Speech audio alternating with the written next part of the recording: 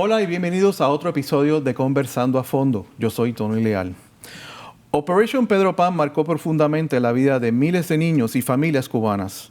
A principios de la década de 1960, la agitación política y la incertidumbre en Cuba provocaron el éxodo de muchas familias en busca de seguridad y un mejor futuro para sus hijos. Como resultado, el gobierno de Estados Unidos y la Iglesia Católica unieron fuerzas para crear Operation Pedro Pan, un programa que permitió a niños menores de edad a salir de Cuba y llegar a los Estados Unidos sin la compañía de sus padres o familiares. Este programa se convirtió en uno de los éxodos de menores no acompañados más grande y significativo en la historia del hemisferio occidental, con más de 14,000 niños que abandonaron Cuba entre 1960 y 1962. Estos niños fueron colocados en hogares de acogida, orfanatos y campamentos temporales en todo el país, mientras sus familias se quedaron en Cuba. Hoy exploraremos la historia, el impacto y el legado de Operación Pedro Pan. Comenzamos este programa con el autor de un nuevo libro sobre Operation Pedro Pan, The Migration of Unaccompanied Children from Cuba. Me acompaña su autor, el doctor John Grombeck Tedesco, profesor asociado de estudios americanos de Ramapo College en New Jersey. Bienvenido. Welcome. Thank you very much. I know that this topic for the Cuban community is a little bit, touchy because obviously of the risks that they took to be able to send their kids because they didn't know if they were going to see them again, right. And some parents didn't. Right. I don't know the reasons why, but some parents didn't. Why you decided to write this book about, Operación Pedro Pan? Yeah, well, so it began as part of my dissertation when I was a graduate student, but it did not fit in the dissertation very well. So I wrote my first book, and then I thought for my second book, I want to tell this story. And I decided to approach it from a different perspective. There's a lot of good work on Operation Pedro Pan. And the Pedro Pan community is very strong in Miami and in California, and even in some places in New Jersey. Yeah. But what I felt was lacking was some of the broader history. So I spent a lot of time in Monsignor Brian Walsh's archive at Barry University. I went to the National Archives in Maryland, and I even went to Tallahassee to the State Archive of Florida to try to get a sense of some of the administration, the bureaucracy of how the United States and the Catholic Church took these children in and cared for them, as well as, of course, the difficulty children had trying to adapt to a new country on their own. Yeah, on their own, because and there were kids from younger than 2, I think, and up to 18. By the way, the former president of Miami-Dade College is a Pedro Pan, Dr. Padron. So there's a lot of people here that work, and my next two guests, they worked here at Miami-Dade College. So there's a lot of professionals and that are Pedro Pan, Willie Chirino, who's a singer. Of course, yep. So, I know this subject touched a lot of people, and without knowing, because you don't have a label on your head that you came through Pedro Pan. No, and when you talk to a lot of Pedro Pans, for many, they didn't really think of themselves as Pedro Pans until later. In other words, Pedro Pan history really gets going in the late 1990s and early 2000s with the Operation Pedro Pan group. There becomes organizations of people that get together to try to preserve this memory and tell this story. And so I wanted to contribute to that wonderful literature. And so I look at some things that aren't always analyzed in other books at other venues. For instance, the Catholic Church. Brian Walsh is a really interesting figure. He was a young priest that came from Ireland, and he was assigned to Miami. When he came to Miami, Miami wasn't a diocese yet, Yeah. right? It becomes a diocese in 1958. And so Miami is changing, and when there are these tens of thousands of Cuban refugees that come, the majority, not all, but the majority of whom are Catholic, there's an opportunity for the Catholic Church to change in Miami. And Father Walsh is part of that larger transformation. So taking in children was part of his calling, but also part of like the greater Catholic Church's calling. And of course in Cuba, what's happening with the Catholic Church is it's falling apart, right? Fidel Castro decides to take on the church and begins, ejecting a lot of the priests and the nuns, many of whom are Spanish, Spanish nationals. So, Castro says the revolution, can't tolerate the church. So you have Catholic leaders coming to Miami that are then becoming part of this new diocese. Yeah, and some of them founded the St. Thomas University here in Miami, also Belém, where a lot of people, what I call the movers and shakers, come out of those schools. And it's important that that'll happen because of what happened in Cuba in 1959, especially in, I think it was 1960, when they start taking the schools away, closing all the schools, private, Catholic, because it wasn't only the Catholic schools. Nope. It was also the private school like Ruston Academy. But, I think there has to be like a parallel going on, because obviously James D. Baker, we were talking about him before we started the show. He was working behind the scenes in Cuba because some of the parents went to him. And then he realized that Father Walsh or Monsignor Walsh, he was working over here. So there was like something going behind that, I don't know if the church was first or it was, the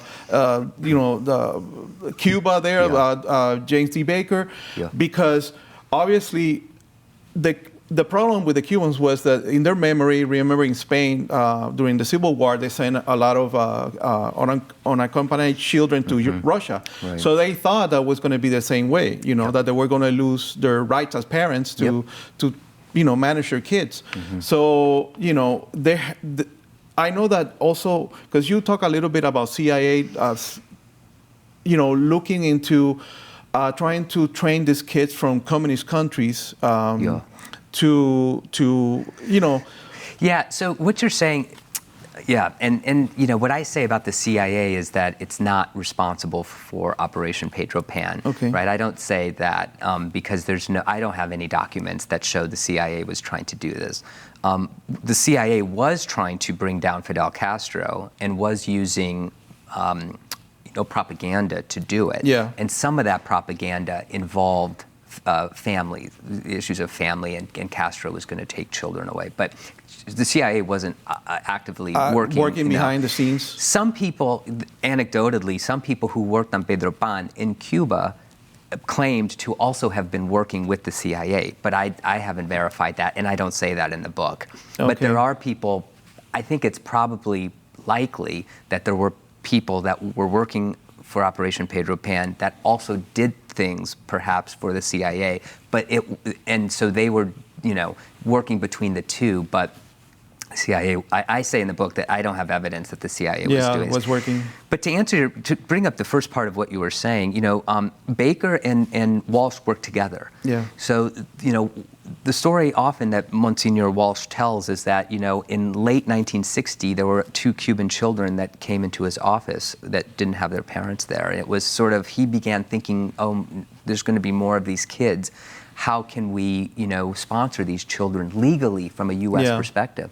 So the first idea he got in contact with James Baker, and James Baker was saying, effectively, there's these parents who are coming that want to get their kids out of here. Many of these parents, had lots of property and businesses and were kind of high up in Cuban society and wanted their children out of harm's way.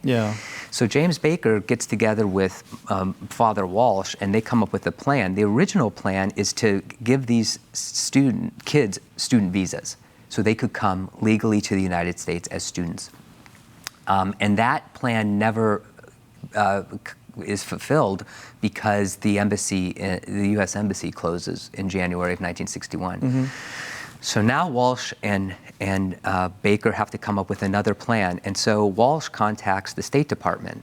And the State Department gives him the authority to issue visa waivers. Yeah, we saw. So because there needs to be a legal way to process children when Yeah. they come to the U.S. You can't just show up. And so those visa waivers then become the way that children are able to come to the United States.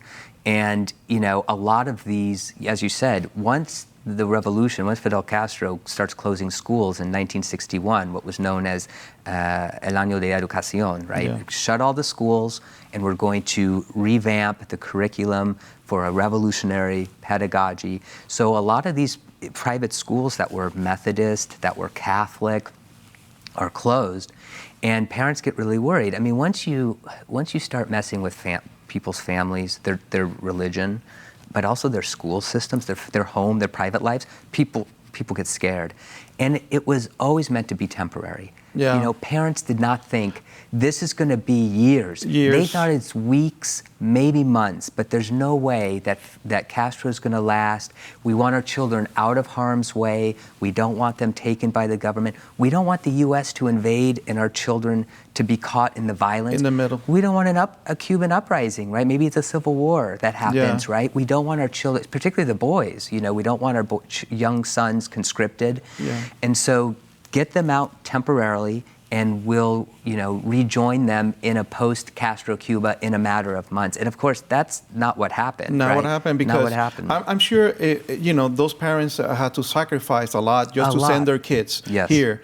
You know, because they didn't know if they were going to see them again, or Right. you know, obviously a lot of parents, like many Cubans, thought it was going to be, you know, a year or two or so. Yeah. Obviously, everything fell after Bahia Cochinos. You know, that's when I guess a lot of people decided, okay, this is not going anywhere. No. Because my parents left in '63. That's right. So you know, there's obviously that factor, the unknown, that these people had to, you Yeah. know.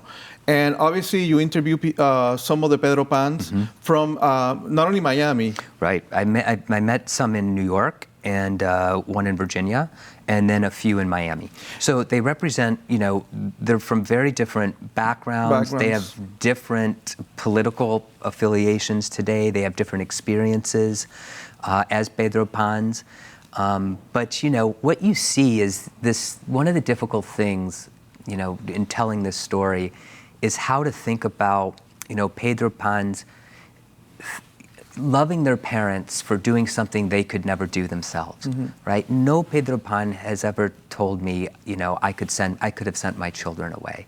So they're all thankful their parents made the greatest sacrifice, right? Is to send them away. But at the same time, it's hard to imagine doing it themselves. Yeah. And so it's hard to reconcile those feelings of, you know, abandonment, Yeah. right? Being scared as a 6 or 7-year-old. It's also different. If you are 5, 6, or 7 and you come over, it's different than if you're 16 or 17 because you're older. Yeah. You have more emotional resources to cope with separation. One of the Pedro Pans, Raul, I spoke with, he was 17, and he said, you know, he was already thinking of leaving, you know, or doing something else. Yeah. And so they sent him to Miami, and he, you know, if you were older than 16, you had to get vetted by U.S. security personnel, usually FBI, possibly CIA, but because they were worried that, you know, Castro could be sending, you know, spies over. So he waited, you know, for several days, and as he was, his paperwork was checked out, and then he lived a bit in the camps in like Kendall or Matecumbe, but then he was sent to Helena, Montana.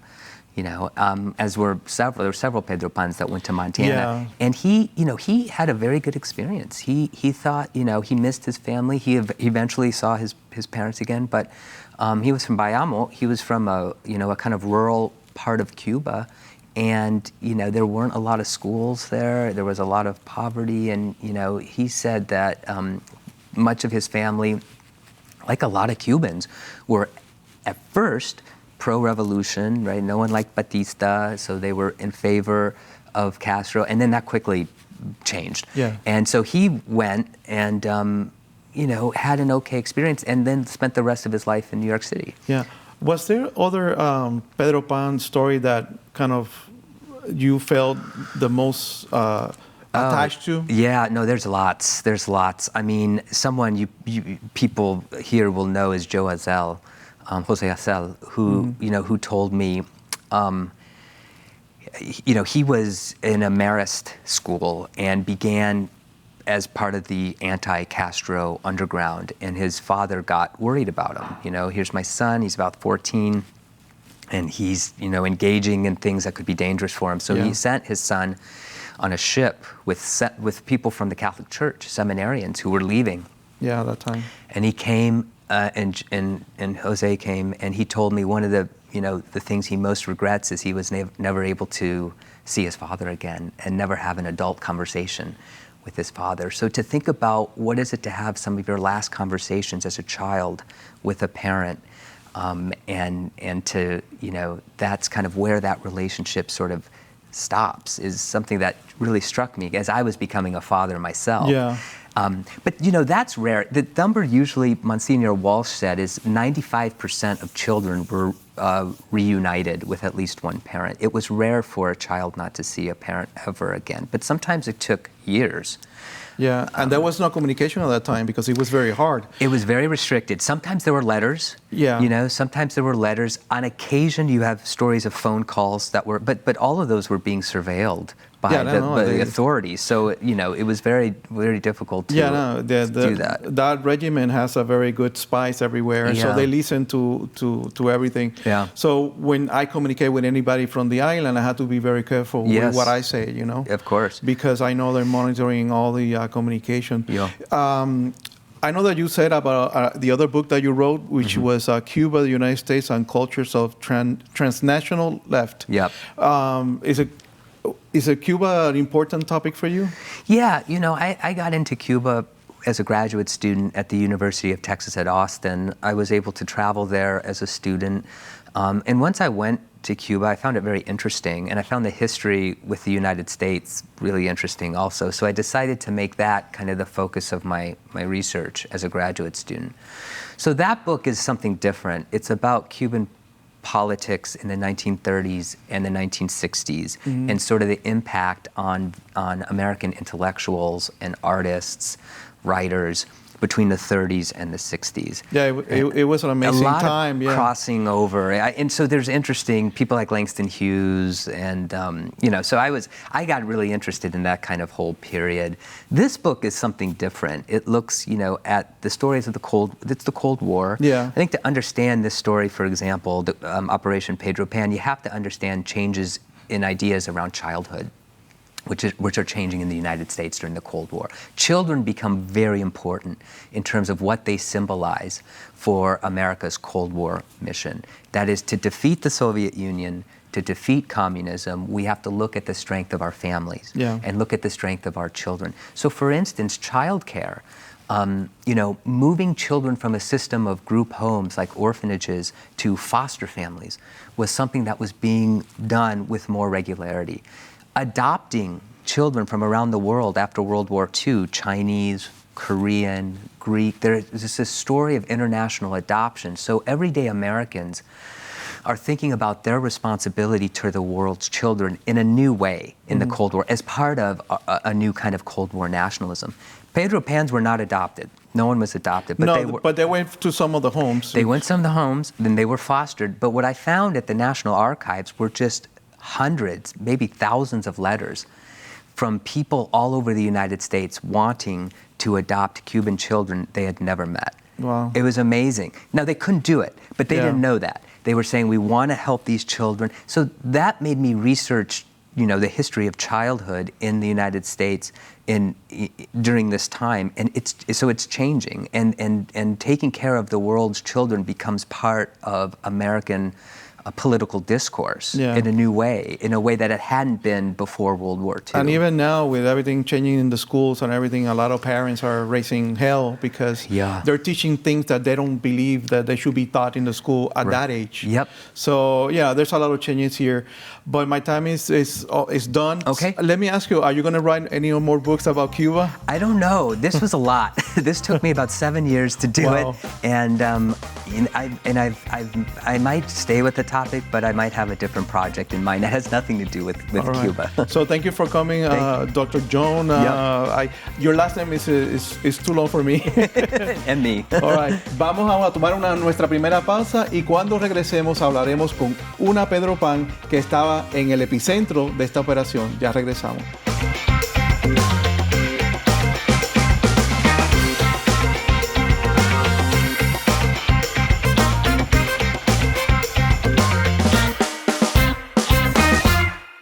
En Miami-Dade College hay carreras en cualquier profesión. ¿Cuál es tu sueño? Somos cada vez más globales. Del laboratorio a la realidad virtual. Donde nada es imposible. Proteger nuestra comunidad. Puedes ser lo que quieras ser. En Miami-Dade College todos tus sueños se harán realidad. En Miami-Dade College, el fogón está encendido, la mesa está servida y tu receta al éxito espera en el Miami Culinary Institute. Aprende las habilidades de una carrera fascinante en las artes culinarias. Recuerda que el amor entra por la cocina y un buen sueldo también. Miami Culinary Institute. Innovación, cocina y cultura. Visita miamidadeculinary.com. Matricúlate ya. Miami Culinary Institute.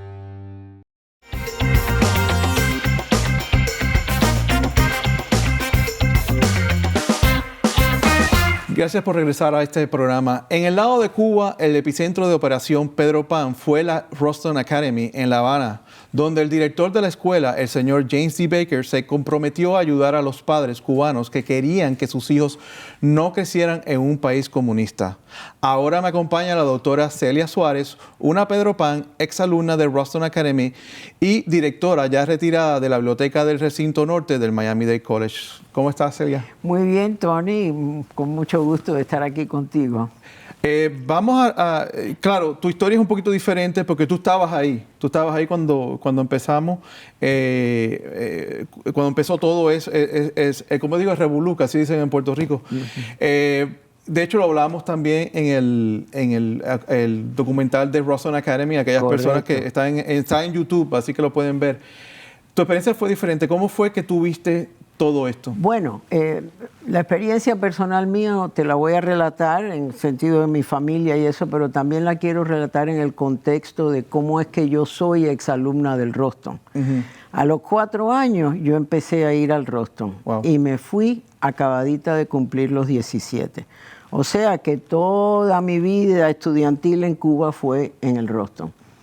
Y Mr. Baker era una figura, él era un hombre delgado y no era muy alto, pero él era una figura de 7 pies para las personas en el colegio y en Cuba.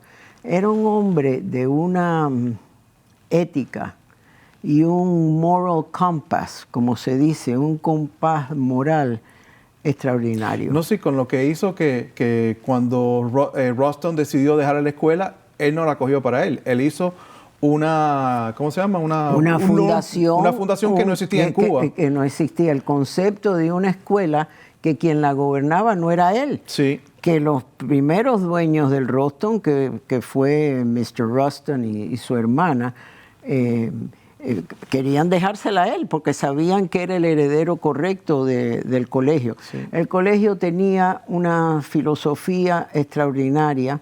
Hay gente que piensa y usan el título de que Ruston Academy era un colegio de elites, de aristocracia. Sí. Pues figúrate tú que una de mis más queridas compañeras en el Ruston era la hija del jardinero o custodian que trabajaba en el Ruston Academy, y jamás nadie en el colegio supo eso de esa alumna. Ellos ayudaban. Y era parte de la intención de Mr. Baker que en el Ruston hubiera diversidad total en el sentido de americanos, cubanos, balance, niñas, niños, balance, gente de dinero, de medio dinero y de cero dinero. Sí. Porque desafortunadamente no puedo decir que había diversidad racial porque eso no era corriente en esa época en Cuba, en La Habana. en los colegios privados. Pero el propósito era aceptación de todo nivel económico, todas ideas políticas también, porque la idea de tolerancia y de respetar la opinión de los otros y de que la democracia era el mejor sistema de gobierno, Sí. se practicaba en las clases y en los alumnos. Cuando ocurre el golpe de Estado de Batista en el 1952, el hijo de Batista, Papo Batista, estaba en el Roston. Y estaba con él en la misma clase, eran compañeros, la hija de Antonio Prío, el hermano de Carlos Prío, el presidente que le estaban votando de Cuba. Exacto. Y lo primero que hizo Papo fue llamar a su compañera, decirle lo que tú necesites, dime cómo te puedo ayudar. O sea, y ahí eso son cosas pequeñas, pero demuestran el carácter del Roston y del que lo dirigía. Y obviamente la enseñanza, sí, yo sé que Chris había dicho que James decía que la persona que trabaja en el jardín merece el mismo respeto que el director. Correctamente. O sea, que todo el mundo era igual y eso es importante porque Exacto. ya hoy en día eso no se ve mucho. No, exacto. Entonces todo el mundo está como que arriba de ti y no... Especialmente con títulos. Entonces, la historia que yo conozco es porque yo entrevisté a Mr. Baker ya después de pasar todo esto. Ya yo creo que inclusive había terminado mis estudios de universidad en Washington, D.C. Empezó a surgir lo de Operación Pedro Pan y el grupo que se creó de Elie Chauvel y todo eso. Y por motivo de eso, pues yo me interesé en el tema y lo entrevisté a él. Y él dijo, no, a mí lo que me pasó fue que uno de los padres de un alumno del colegio me vino a ver y me dijo, yo estoy involucrado en actividades contra el gobierno. Y yo tengo miedo por mi hijo, si a mí me pasa algo, ¿qué le pasaría a él? Sí. Entonces, usted puede obtener una beca para sacarlo. Entonces le dijo, bueno, es que en esta época esto era medio año, esto debe haber sido noviembre más o menos del 1960. No se puede obtener una beca para ir a estudiar porque es en medio del año. Pero él empezó a pensar y lo discutió con su señora, etcétera, etcétera. Y lo que se le ocurrió fue que él podía ayudar porque los alumnos que iban al Roston, y fue la razón por la cual el Roston se fundó en los 1920, cuando Mr. Roston fue para Cuba, era de preparar estudiantes que iban a ir a estudiar a los Estados Unidos, a las universidades. Era como un college prep tipo de escuela. Sí. Entonces, esos alumnos que venían al Roston, pues uno eran hijos del cónsul, el otro era hijo del presidente de la Coca-Cola en Cuba. Eran gente, y de embajadores también, porque habían franceses, italianos. Exacto. Entonces, pues como él tenía acceso a esas personas y lo conocían bien y de nuevo le tenían un afecto increíble. Y Mr. Baker le tenía un afecto a Cuba y a los cubanos, que bueno, yo ni quiero pensar en eso, pero cuando yo vi la entrevista de él hablando de lo que fue para él personalmente irse de Cuba, Mr. Baker un poco más y se echa a llorar. Sí, porque él estaba ahí desde los años 30. Sí, desde los años 30 años en Cuba. Toda una vida. Y perdidos por un gobierno comunista. Toda una vida. El caso es que nada, entonces él ideó ir a la embajada norteamericana, se reunió con un grupo de padres, mi madre y mi padre, en diciembre, en las vacaciones de Pascua de diciembre de 1960. Y dijo, yo tengo los medios de sacar a sus hijos. Estoy informado de que a mediados de este año, el año que viene, van a ocupar el colegio. Nos lo van a quitar, lo van a intervenir y el gobierno va a gobernar la educación privada.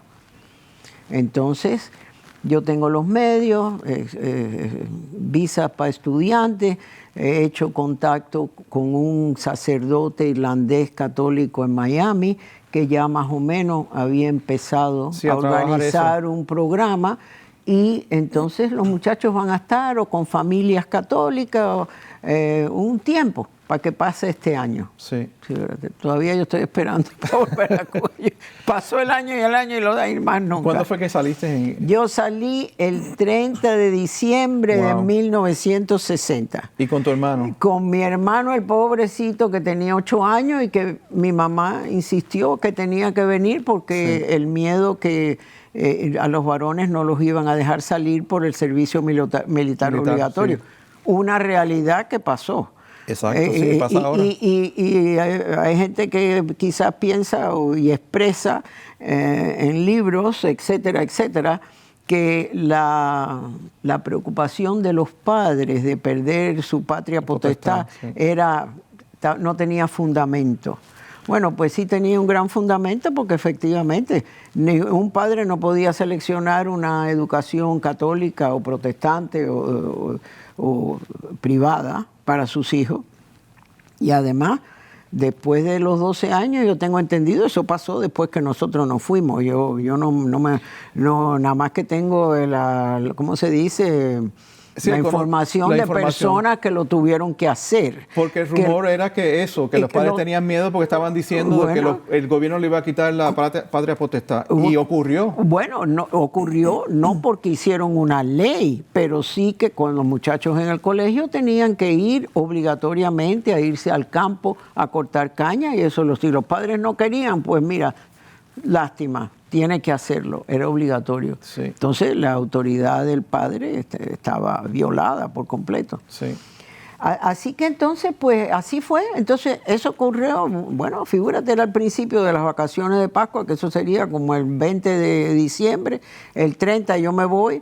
Mi mamá, la pobre, me hizo un abrigo de una lana buenísima y nos prepararon a nosotros. Pudimos salir con la maleta y la ropa. A mi hermano, mi mamá equivocadamente, gracias a Dios no pasó nada, pero le había cosido unos dólares en el abriguito que se encontró él después y mi tía decía, ay Dios mío, imagínate si a este niño le encuentran el dinero, no lo hubieran ¿Por qué fue a casa de tu tía? Él fue a casa de mi tía. ¿Y a dónde fuiste a parar? Yo fui a la Assumption Academy, que no existe ya, pero era un colegio pupilo de niñas católicas que está donde está la iglesia esa que está en Brickell Avenue y la 15.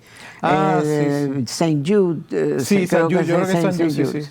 Y ahí, pues, las niñas estaban de vacaciones de Pascua y entonces éramos como 26. Habían llegado ya como 4 o 5 muchachas que eran de las dominicas americanas. Yo y 2 más que éramos del Roston, y no 3 más porque estaba la hermana de Susi también. Éramos 4 del Roston y había una muchacha del Medici y las otras de la Dominica Americana. Eso es lo que yo recuerdo, ¿no? Sí. Y ahí estuvimos, pero cuando se acabaron las vacaciones dijeron, no, se tienen que ir de aquí porque regresan las muchachas. Entonces nos llevaron a un orfelinato que se llamaba St. Joseph's, más o menos. El recuerdo es muy vago, pero muy desagradable. Sí, estábamos en un salón muy grande, lleno de literas. Es que, ¿qué otra cosa podía pasar? Esta era una situación que nosotros salimos de Cuba y con una experiencia, eso de despedirse de sus padres. Yo no puedo hablar de eso mucho porque de verdad que me emociono de pensar en mi pobre hermano, como él se desesperó al darse cuenta que se tuvo que separar de su madre. No sabían si se iban a verle otra vez. Entonces yo por lo menos tenía 17 años, era distinto ya. Ya en mi etapa de la vida yo estaba empezando una nueva etapa. En Cuba o en los Estados Unidos era mi momento de empezar una nueva etapa, pero un niño de 8 años es difícil. Porque tú tenías pensado venir aquí a los Estados Unidos a estudiar de todas maneras. Sí, efectivamente. Pero se te hizo fácil en cierto modo porque como venías de la Roston, eras completamente bilingüe. Sí, sí. Y entonces yo creo que tú me habías hecho una historia una vez de las monjas que se molestaban porque usted... Bueno, es que fíjate, nosotros llegamos y la monja decía, al otro día dijo, no, hoy tenemos un test de spelling. Pero bueno, esas 3 muchachitas que llegaron anoche en el tren no tienen que coger. Sister, ¿de qué es el examen? No, de spelling. Ay, no, sister, nosotros podemos tomar el examen. Bueno, pues tomamos el examen, fíjate.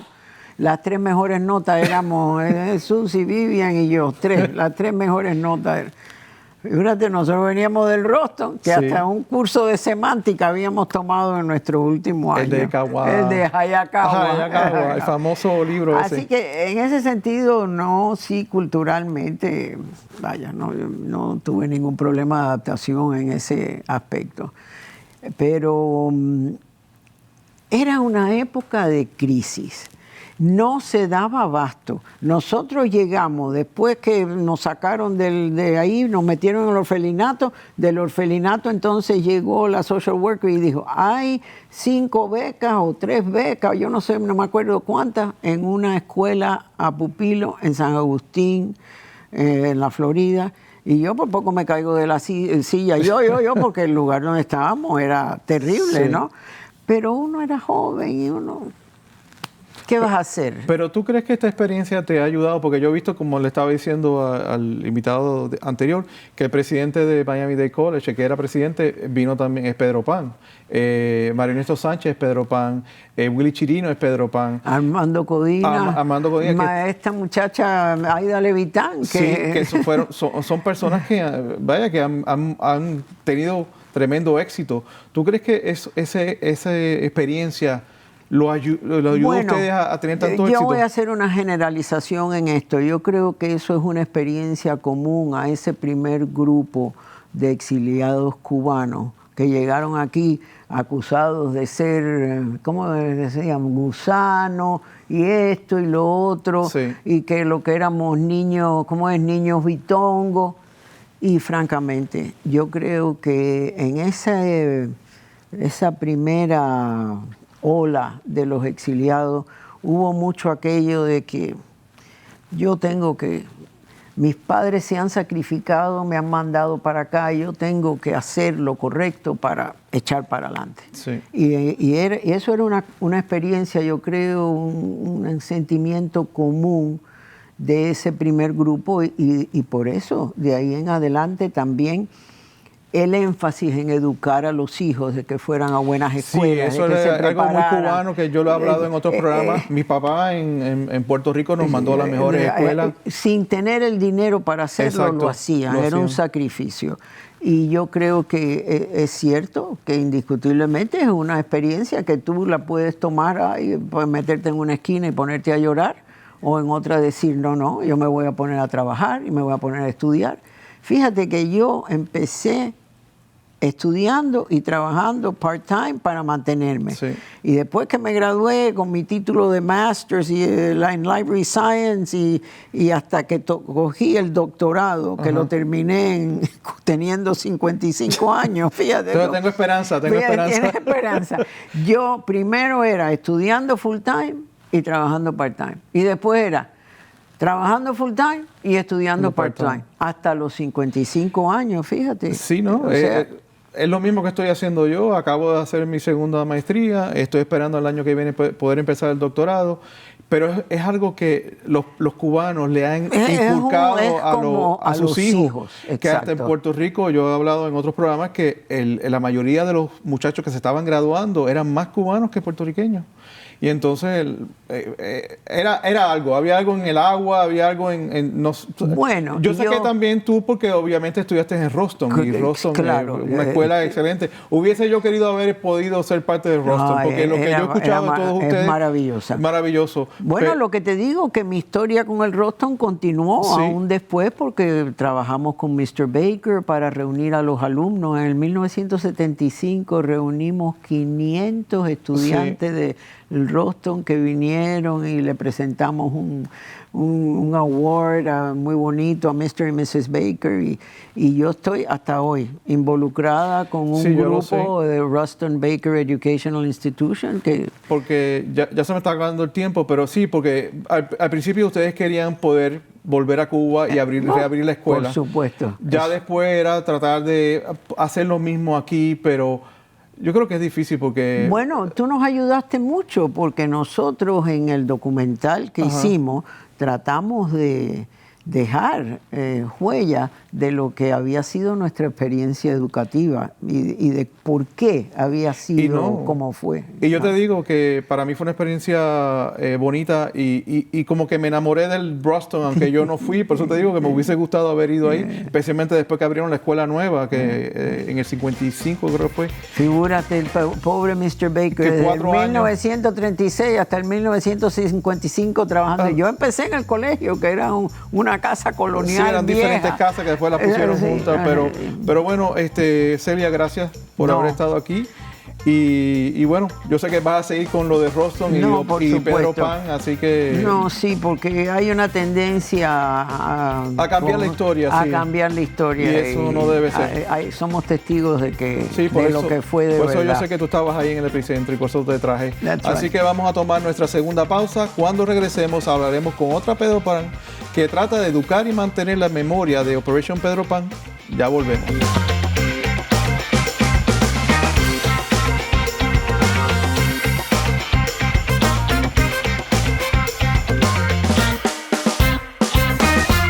Aprende y gana hoy en Miami-Dade College. Los graduados universitarios ganan 56% más que los de secundaria y $1 millón más en ingresos vitalicios. Un título del MDC es tu camino a más poder adquisitivo y éxitos profesionales. Elige entre cientos de programas asequibles de alta tecnología y en demanda como ciberseguridad, inteligencia artificial, negocios y enfermería. Aprende y gana hoy en MDC. Impulsa tu carrera. Matricúlate ya en mdc.edu/purpose.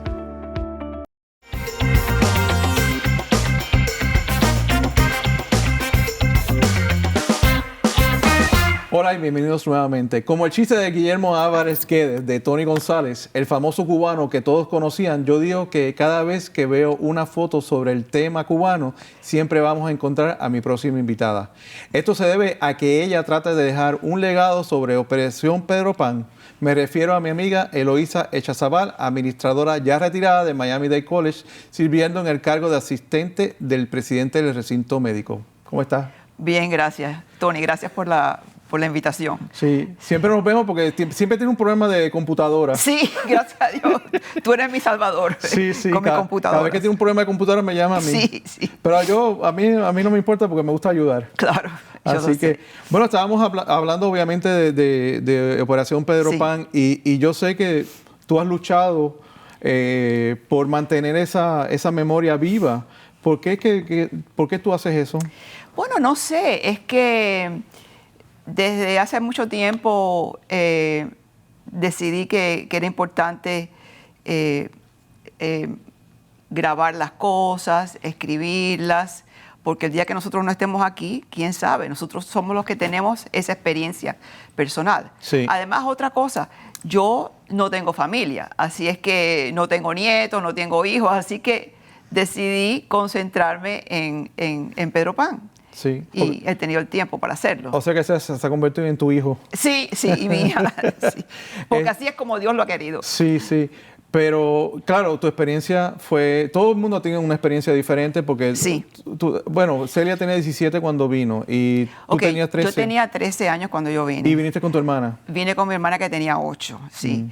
Y, bueno, nuestros padres tomaron la decisión y también mis tíos y tías, porque además de venir con mi hermana que tenía 8 años, yo vine con 3 primitos que tenían más o menos la edad de mi hermana. Sí. Vinimos los 5 juntos en el avión. Y por supuesto yo era la mamá. Sí. Entonces, pero mis padres específicamente decidieron que querían sacarnos a mi hermana y a mí de Cuba porque el gobierno intervino el colegio católico donde nosotras estábamos asistiendo. Sí. Nosotras asistíamos a un colegio católico administrado por monjas mexicanas que se llamaba El Verbo Encarnado, que estaba en Ampliación de Almendares, donde nosotras vivíamos. Sí. Y yo estuve ahí en ese colegio desde kindergarten hasta el 6º grado. Wow. Entonces un día da la casualidad que yo estaba en el colegio y entonces fue el día que intervinieron en el colegio. Vinieron los milicianos, yo los vi entrando por los cuartos. ¿Se asustaron? Sí, cómo no, nos asustamos. Yo tenía 13 años. Wow. Y entonces fuimos para la casa, mi hermana y yo, y ese fue el último día que fuimos al colegio. Le contamos a nuestros padres lo que había pasado y ellos dijeron, no, ustedes no pueden seguir yendo ahí. Y entonces mis padres empezaron a enterarse de otros colegios que habían sido intervenidos por el gobierno. Y entonces ellos dijeron, bueno, entonces, ¿qué vamos a hacer con estas dos niñas? No pueden seguir al colegio, seguir asistiendo al colegio. Y ahí fue donde ellos, junto con mis tíos y tías y otros padres que ellos conocían, decidieron que lo que tenían que hacer era sacarnos de Cuba para que pudiéramos seguir nuestra vida de estudiante, como estábamos acostumbrados. ¿Cómo ellos se enteraron de la Operación Pedro Pan? Bueno, en el caso mío, da la casualidad que mi familia conocía a la familia de Mongo Grau. Mongo Grau era sobrino de Ramón Grau San Martín. Sí, San Martín, que fue presidente de Cuba. Sí. Y entonces Mongo Grau fue una de las personas que tenía el contacto en Miami para ayudar a Monsignor Walsh a emitir las visa waivers a los niños. Entonces, nada, mi tío, me acuerdo que yo fui también, de esto me acuerdo muy bien. Mi tío me llevó a mí y a uno de sus hijos a visitar a Mongo Grau. Y le dijo que él quería sacarnos a nosotros de Cuba. Y Mongo no necesitó más explicaciones. Él ya tenía su hojita, su pluma, y dijo, ok, dame los nombres, dame la fecha de nacimiento, y de aquí a una semana yo me comunico contigo. Y ya, así que ese fue el caso de nosotros, sí. Bueno, pero ustedes vinieron a Miami y después los mandaron a otro lugar. Bueno, sí. Entonces, los 5 llegamos a Miami, y entonces nos llevaron al campamento de Kendall. A mis 3 primitos los pusieron en un edificio porque eran varones, a mi hermana y a mí en otro edificio. Sin embargo, también mi hermana estaba en un dormitorio separado al mío por las diferencias en edades. Ahí estuvimos nada más que 7 días. Entonces, a los 7 días nos enviaron a Buffalo, New York, a un orfelinato. Sí, un orfelinato de monjas, eran polacas, monjas polacas. La mayoría de ellas hablaban inglés con un acento polaco. Sí. Yo digo que la primera frase de un idioma que no era español, que yo aprendí fue tak siostra, que quiere decir yes sister. Sí, hermana. Era muy estricta, sí. parece. Sí, eran estrictas, pero yo tuve suerte porque la monjita que estaba a cargo de mi piso, bueno, ahí en el orfelinato nos separaron a mi hermana y a mí. Mi hermana estaba en un piso por la edad y yo estaba en otro piso. Sí. Entonces, la monja del piso mío era muy buena, sí. Ella era muy, muy gentil y ella todas las noches después de la cena se sentaba conmigo a repasar el inglés y todas esas cosas.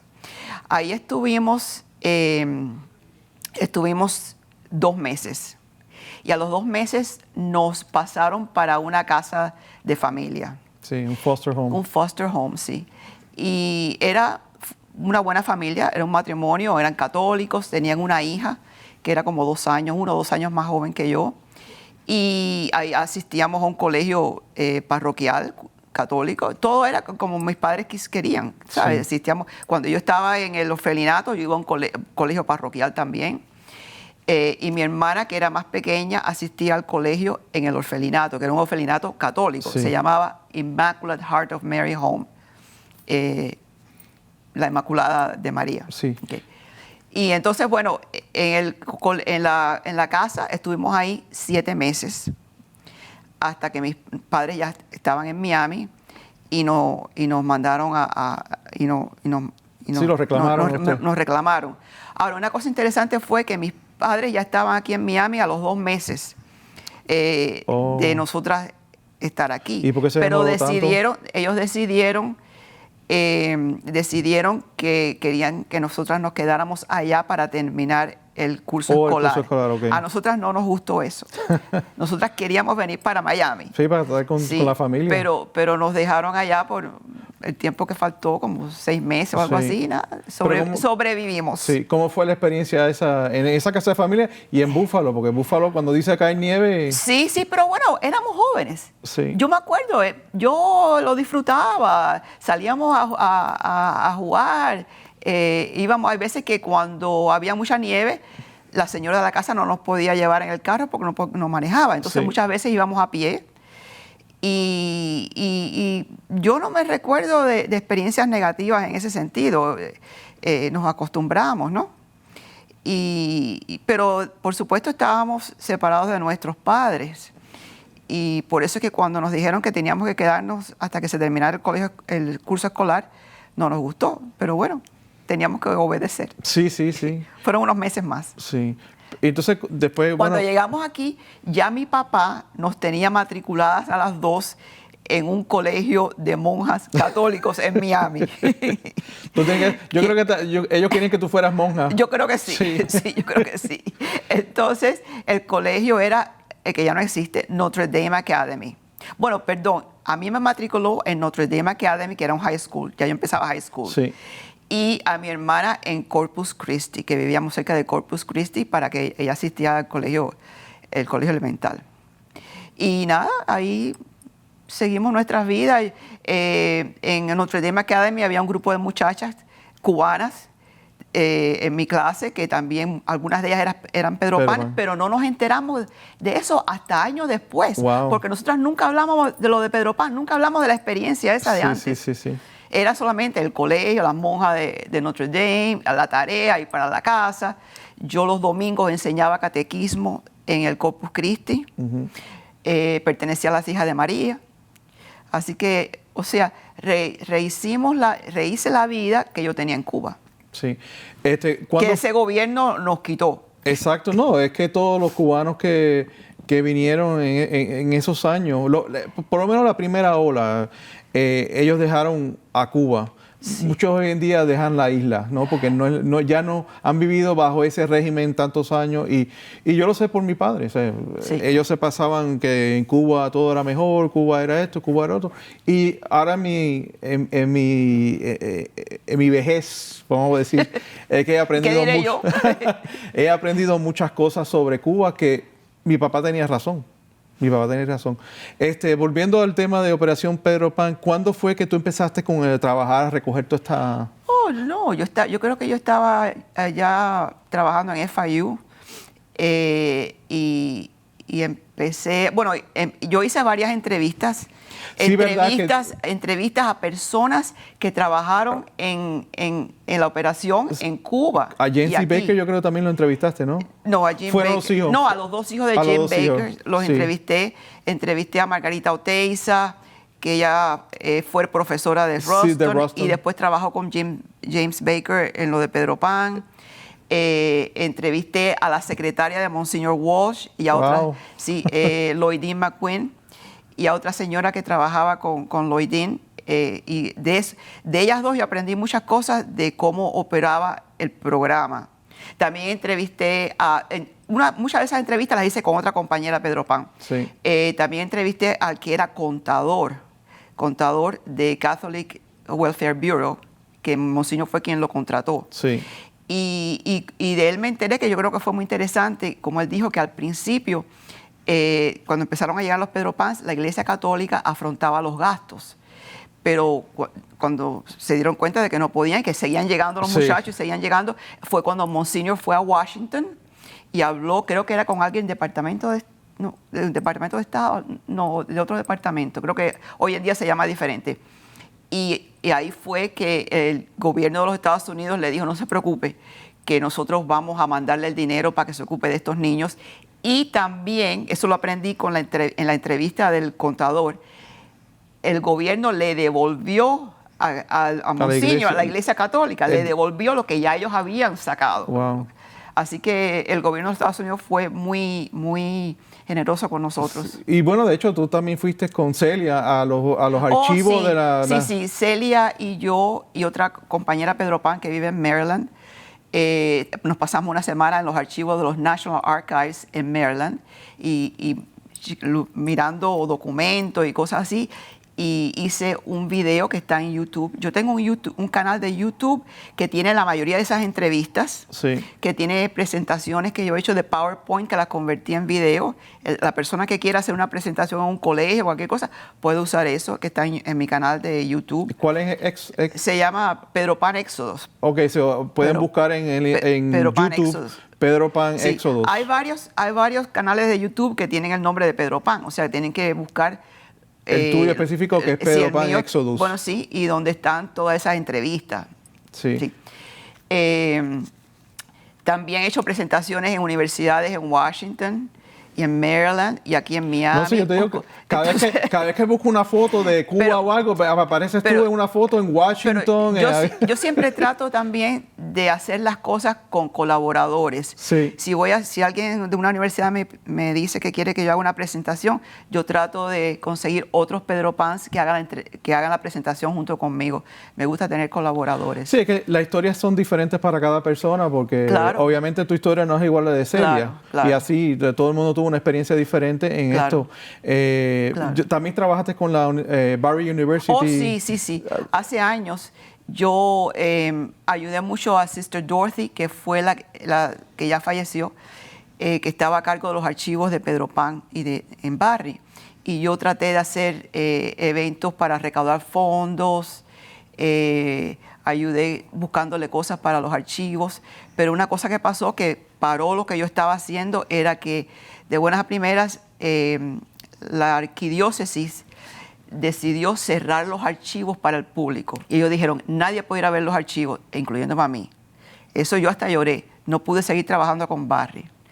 Entonces después, eventualmente, ellos dijeron, bueno, si alguien quiere hacer investigaciones, tiene que venir a pedir un permiso.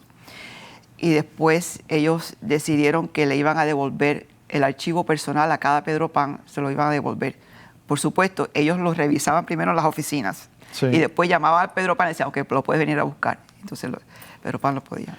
¿Tú crees que esta experiencia te formó en quién tú eres? Esta experiencia de Pedro Pan, ¿no? Cuando llegaste de niña. Bueno, por supuesto. Es que yo creo que eso le pasa a todas las personas, a todos los humanos. Tú sabes, todas las experiencias de cuando éramos pequeños forman parte de lo que somos. Y por supuesto, me hizo muy resilient. ¿Cómo se dice? Sí. ¿Cómo se dice en español? Yo ni sé. Ya yo llevo muchos años aquí, ya yo ni en español sé hablar. Pero por supuesto que esa experiencia tiene que ver algo con lo que yo soy hoy en día. Sí, todo el mundo. Sí. Sí, yo mismo también, mi experiencia cuando vine aquí, porque fue una edad muy difícil. Y conociéndose a Celia y a ti, yo vine aquí a los 16 años y lo mío fue diferente porque obviamente tú puedes ir a Puerto Rico en cualquier momento. Sí. Pero a 16 años es muy difícil traer un joven que todavía no se ha formado completamente. Yo veo que mis hermanos mayores que se graduaron de las escuelas de Puerto Rico tienen sus amigos, se reúnen, siempre hacen... Yo no tuve eso porque aquí la mayoría de la gente se fueron para sus países después que se graduaron de la high school y después se van a otras partes de Estados Unidos. Pero todo lo forma uno. Sí, claro. Si alguien me dice, ¿tú cambiarías tu experiencia? No, porque eso es parte de lo que yo soy. Sí. Y volviendo a lo de mis padres, como tomaron la decisión, quiero mencionar solo rapidito. Eso, sí, porque me queda ya poco. Sí, bueno, eso del rumor ese de la patria potestad, que la gente siempre lo habla en un tono tan negativo.